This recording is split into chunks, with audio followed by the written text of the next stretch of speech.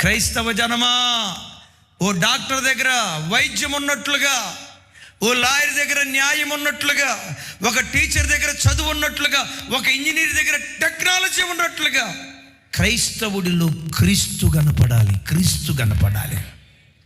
విజయవాడలో రాజారత్నం గారని ఒక గొప్ప దైవ సేవకుడు కొన్ని వేల మంది ప్రజలను ప్రభు తట్టు త్రిప్పారు. ఇప్పటికీ వాళ్ళు ప్రారంభించిన పరిచర్య టిల్ డేట్ ఇప్పటికీ విజయవాడ ప్రాంతంలో ఉంది. చాలా పెద్ద మందిరం. ఆ దైవజనుడు ఒకరోజు నిలబడి వాక్యం చెప్తూ ఇలా నేరస్తులను గూర్చి, ఖైదీలను గూర్చి, దొంగలు ఎలాంటి తీర్పు పొందుతారో, నరహంతకులు ఎలాంటి తీర్పు పొందుతారో నిక్కచ్చిగా వాక్యం ఉన్నది ఉన్నట్లుగా చెప్పాడు.